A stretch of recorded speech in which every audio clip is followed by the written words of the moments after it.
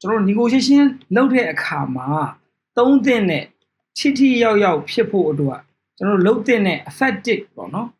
negotiation လုပ်တဲ့အခါမှာထိရောက်နဲ့ညှိနှိုင်းနိုင်မဲ့နည်းလမ်းကောင်းတွေကဘာဖြစ်မလဲဆိုတဲ့ဟာတွေကိုကျွန်တော်တို့လေ့လာသွားမှာဖြစ်ပါတယ်ပြီးတော့ကျွန်တော်တို့ negotiation စီးမြင့်နဲ့ပတ်သက်ရင်ကျွန်တော်တို့ပထမအဦးဆုံးနားလည်သိထားမယ့်ဟာတစ်ခုကဘာလို့ပြောရင် the counterpart is not adversary the adversary is the situation ဆိုတော့ကျွန်တော်တို့ကတစ်ဖက်ကလူကိုပြဿနာလို့မမြင်ဖို့လိုတယ်တစ်ဖက်ကလူဒီကျွန်တော်တို့ရဲ့ပြဿနာမဟုတ်ကျွန်တော်တို့ရဲ့တကယ်ပြဿနာကအခြေအနေဖြစ်နေတဲ့အနေအထားတွေဖြစ်တယ်အဲ့ဒါကိုကျွန်တော်တို့ကနားလည်ရမယ်တစ်ဖက်ကလူကိုကျွန်တော်တို့ ਨੇ ပြဿနာကိုတူဖြေရှင်းကြမယ်လူလို့မြင်နိုင်အောင်စူးစမ်းရမှာဖြစ်ပါတယ် negotiation မှာရလက်ကောင်းရကြတယ်ဆိုရင်ကျွန်တော်တို့လောက်ရမှာကကျွန်တော်တို့ရဲ့တစ်ဖက်လူဒီကျွန်တော်တို့ ਨੇ တူပြဿနာတစ်ခုကိုအတူဖြေရှင်းနေတဲ့လူတစ်ယောက်အဖြစ်ကျွန်တော်မြင်နိုင်အောင်စူးစမ်းရမယ်နောက်တစ်ခုကဘာလို့ပြောရင် negotiation ဒီ is not the zero sum game ဆိုလိုချင်တဲ့သဘောကဘာလို့ပြောရင်တစ်ဖက်နိုင်တစ်ဖက်ရှုံးဆိုတာမရှိဘူးတစ်ဖက်နိုင်တစ်ဖက်ရှုံးဆိုတာမရှိဘူးနှစ်ဖက်လုံးနိုင်မနိုင်ရင်နှစ်ဖက်လုံးရှုံးဆိုတဲ့သဘောပဲရှိတယ်အဲ့ဒါကိုကျွန်တော်အရင်ဆုံးလက်ခံနားလည်ထားမှာဖြစ်တယ်အဲ့တော့နောက်တစ်ခုကကျတော့ဘာလို့ဆိုရင်ကျွန်တော်တို့ negotiation မှာအောင်မြင်တဲ့ဖြစ်ဖို့အတွက်ဆိုရင်ဘာလုပ်ကြမလဲပေါ့ပထမတစ်ခုလုပ်ရမှာဘာလို့ပြောရင် do all the thing you can to show the other side that you are negotiating in good faith ကျွန်တော်တို့ဒီကောင်းရကောင်းကျိုးအတွက်ကောင်းတာတွေပဲပို့ဖြစ်ဖို့အတွက်ကိုစ조사နေပါတယ်အဲ့ဒီဟာကိုရည်ရွယ်ချက်ကောင်းရကောင်းကျိုးတွေဖြစ်ဖို့ရည်ရွယ်ချက်ရှိပါတယ်ဆိုတဲ့ဟာမျိုးကိုတစ်ဖက်လို့သိလာအောင်လုပ်ရ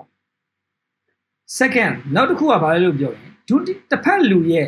motive ကိုသိအောင်စ조사 motive ကိုသိအောင်စ조사ရမယ်ဆိုတာကျွန်တော်တို့အရှိမပြောခဲ့တဲ့ interest ပါနော်သူတို့ဒီဘာကြောင့်မို့လို့ဒီ negotiation wine တွေကိုရောက်နေရတယ်လဲဆိုတဲ့ဟာမျိုးကိုကျွန်တော်တို့သိအောင်စ조사ရမှာဖြစ်တယ်တတိယတနည်းကတော့ tactical empathy need tactical empathy need ကိုကျွန်တော်အရှိမဆက်ပြီးတော့သင်သွားမှာဖြစ်တယ် tactical empathy need သုံးပြီးတော့ယုံကြည်မှုကိုတယောက်နဲ့တယောက်ယုံကြည်မှုကိုအခြေပြုပြီးတော့ကိုကသူ့ကိုလွှမ်းမိုးနိုင်တဲ့အနေအထားမျိုးကိုတည်ဆောက်ဖို့ကျွန်တော်စူးစမ်းမှာဖြစ်တယ်နံပါတ်4ကခံစားချက်တွေကိုထည့်သွင်းစဉ်းစားရမယ်ခံစားချက်တွေထည့်သွင်းစဉ်းစားရမယ်ကျွန်တော်တို့ကဘယ်လိုလဲလို့ပြောရင်ကျွန်တော်တို့ကိုယ်တိုင်ကတော့ခံစားချက်ကိုတတ်နိုင်တဲ့ညာနဲဖို့စူးစမ်းကျွန်တော် negotiation ဝိုင်းသွားတဲ့အခါမှာတတ်နိုင်တဲ့ညာကျွန်တော်တို့ရဲ့ခံစားချက်တွေကိုထုတ်မပြမိအောင်ဘောသားထွက်တာမျိုးတွေတခုခုကိုယ့်ရင်ထဲခံစားချက်ကိုမပြမိအောင်စူးစမ်းရမယ်ဒါပေမဲ့တခြားတစ်ဖက်ကလူရဲ့ခံစားချက်ကိုတော့ထည့်သွင်းပြီးစဉ်းစားသူဒီငါနဲ့ခုငင်းနေချက်မှာသူ့ရင်ထဲမှာဘာတွေခံစားနေရလဲဘာတွေဖြစ်နေလဲတချို့ negotiation တွေကသဘောတူညီမှုမရကြဘူးဆိုတ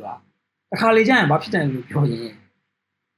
တစ်ဖက်လူကသူ့ကိုနှိမ်နေလို့ခံစားရတာမျိုးတစ်ဖက်လူကသူ့ကိုကြောရတယ်လို့ခံစားရတာမျိုးအဲ့လိုမျိုးခံစားချက်တွေကြောင့်လဲကျွန်တော်တို့က negotiation ဝိုင်းမှာ agreement မရတာမျိုးတွေဖြစ်တတ်တာရှိတယ်ဒါကြောင့်မို့တစ်ဖက်လူရဲ့ခံစားချက်ကိုကျွန်တော်တို့ကထည့်သွင်းပြီးတော့စဉ်းစာ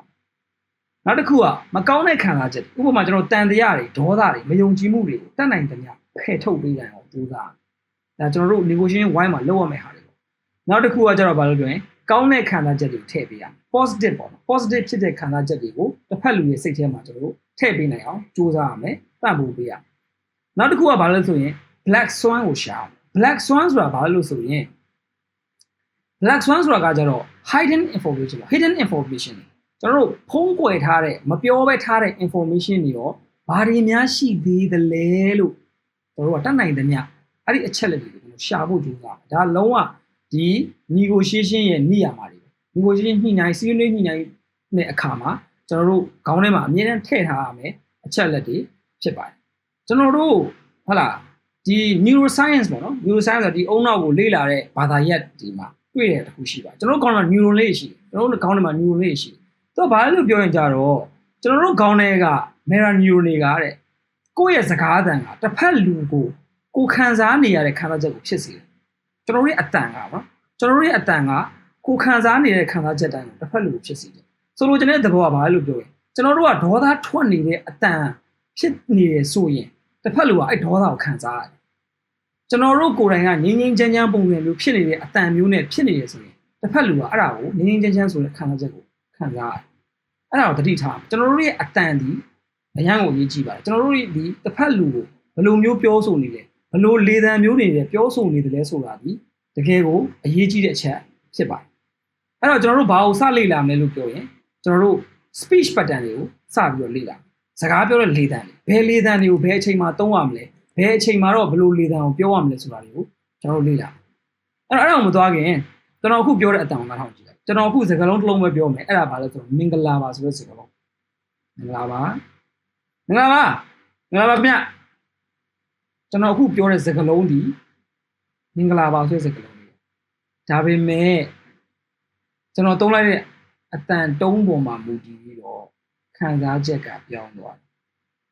်ဟုတ်တယ်နော်ကျွန်တော်အခုပြောနေတဲ့အတန်ကိုပဲနားထောင်ရင်း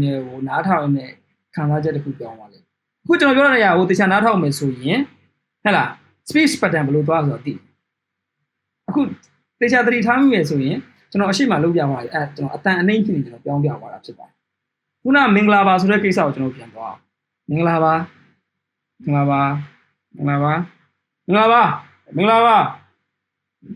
ါကျွန်တော်မင်္ဂလာပါဆိုတဲ့စကားလုံးတစ်လုံးဝင်ပြောတာဒါပေမဲ့ကျွန်တော်ရဲ့အတန်အနှိမ့်မြင့်မှာကျွန်တော်ပတ်တန်ပြောင်းလဲတဲ့အချိန်မှာခံစားချက်ကပြောင်းသွားအဲ့ဒါကိုသိထားမယ်ဟုတ်နော်အဲ့တော့အခုကျွန်တော်တို့ဒီမှာ speech pattern မှာနံပါတ်1ကဘာလဲဆို assertive voice ဆိုတာ decade တဲ့အတန်မျိုး decade the voice is declarative straight up deliver like punch in the nose မျက်နှာကိုဆွဲထိုးတယ်လို့ခံ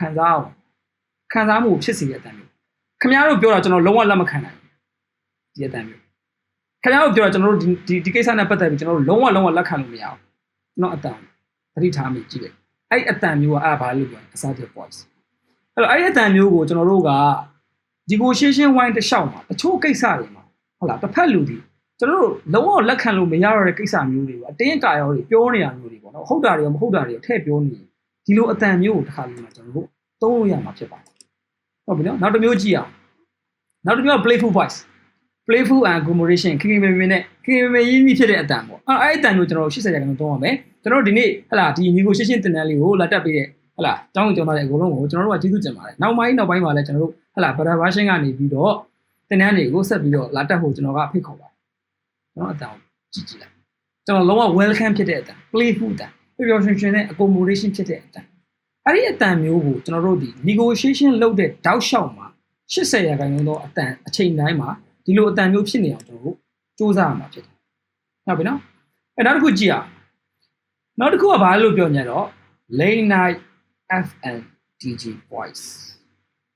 ညင်တတဖြည်းဖြည်းအေးအေးဖြစ်တဲ့အတန်အကယ်၍ကျွန်တော်တို့ negotiation တင်တန်းကိုလာတက်တယ်ဆိုတဲ့နေရာမှာတချို့လူတွေဒီရည်ချက်ဒီဟလာအနိုင်ယူခြင်းတဲ့စိတ်မျိုးရှိတာလဲဖြစ်ကောင်းဖြစ်နိုင်ပါတယ်ဒါမှမဟုတ်တချို့လူတွေကလည်းကျွန်တော်တို့ဟလာကိုယ့်ရဲ့ negotiation skill ကိုတက်သွားခြင်းလို့ကျွန်တော်ပြရတာမျိုးဖြစ်ကောင်းဖြစ်နိုင်ဟုတ်တယ်နော် okay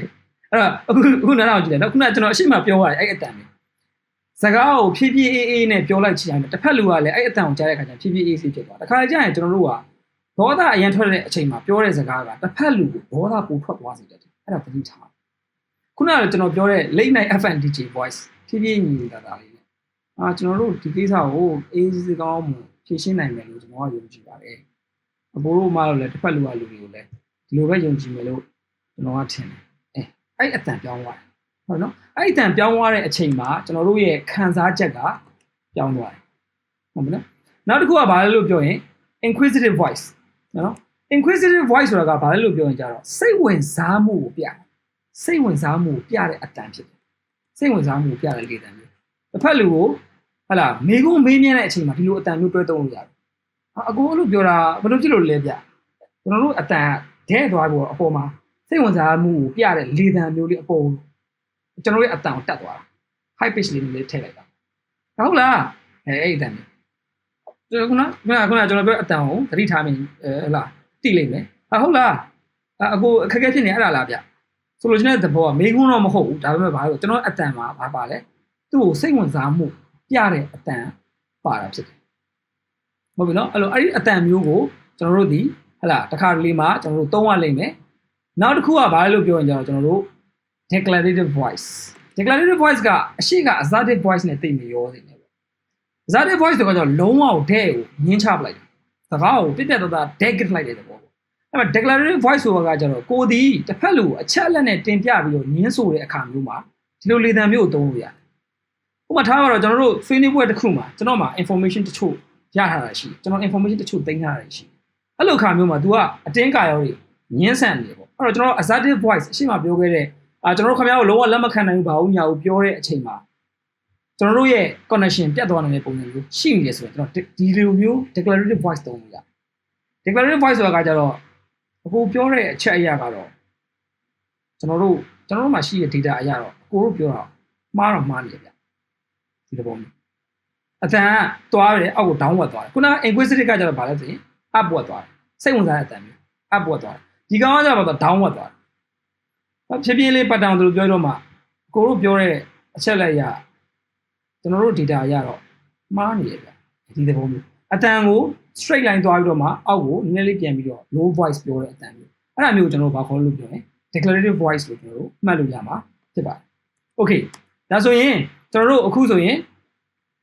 negotiation နဲ့ပတ်သက်ပြီးတော့သုံးမဲ့ speech pattern တွေကိုကျွန်တော်တို့လေ့လာခဲ့တာဖြစ်တယ်အဲ့တော့ကိုယ့်ရဲ့အတန်ကိုကိုယ့်ဘာသာကိုအိမ်မှာကြိုတင်ပြီးတော့ကျင့်ထားတာမျိုးဒီပို့ပြီးတော့တင့်တော်တယ်ပို့ပြီးတော့ကောင်းပါတယ်ဒါကြောင့်မို့ကျွန်တော်ကဒီအတန်အမျိုးအစားတွေကိုလေ့ကျင့်ဖို့လိုတယ်ဟုတ်ပြီနော်ဒီအတန်အမျိုးအစားတွေကိုတည်တည်ချာချာသူ့နေရာနဲ့သူသုံးတတ်မယ်ဆိုရင် negotiation wine မှာကျွန်တော်တို့အများကြီးလွှမ်းမိုးမှုတွေရရှိလာမှာဖြစ်ပါတယ်